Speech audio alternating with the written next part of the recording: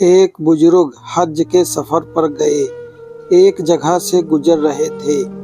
उनके हाथ में एक थैला था, उसमें कुछ पैसे थे कि अचानक एक चोर उनके हाथ से थैली छीनकर भाग गया। काफ़ी दूर निकलकर जा रहा था कि अचानक उसकी आंखों की रोशनी ख़त्म हो गई। उस चोर ने रोना शुरू कर दिया। लोगों ने पूछा, भाई क्या हुआ? कहने लगा, मैंने एक आदमी का थैली छीना है। वो कोई बड़ा अल्लाह का करीब बंदा लगता है। मेरी आंखों की रोशनी चली गई है। खुदा के लिए मुझे उसके पास पहुंचाओ ताकि मैं उससे माफ़ी मांगूं। लोगों ने पूछा कि ये किस्सा कहाँ पेश आया? कहने लगा, फला नाई की दुकान के करीब पेश आया।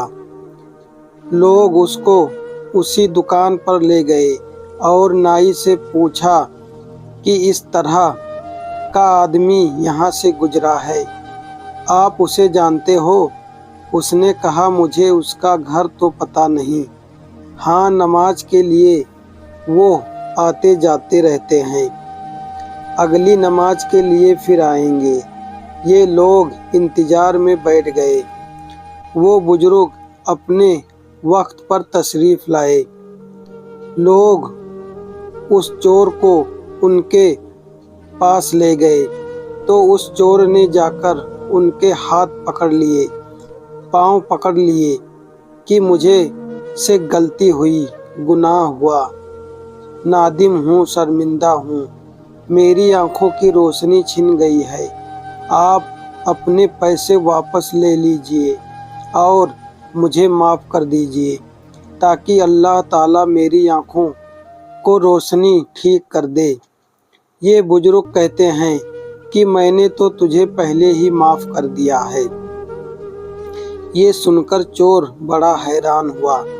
कहने लगा, हजरत, मैं तो आपका थैली छीन कर भाग गया, आप कहते हैं कि मुझे माफ़ कर दिए।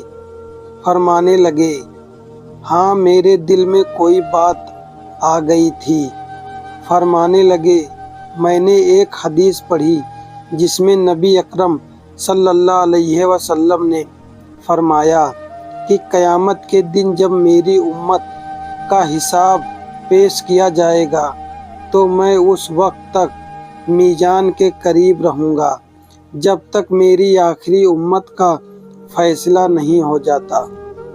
मेरे दिल में ये बात आई कि अगर मैंने इस चोर को माफ़ नहीं किया तो क़यामत के दिन ये मुकदमा पेश होगा और जितनी देर मेरे मुकदमे का फ़ैसला होने में लगेगी, अल्लाह के नबी सल्लल्लाहु अलैहि वसल्लम को उतनी देर जन्नत से बाहर रहना पड़ेगा।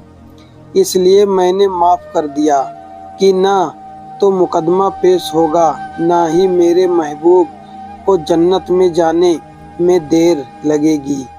वो जल्द जन्नत में तशरीफ़ ले जाएंगे। इसलिए मैंने तुम्हें पहले ही माफ़ कर दिया।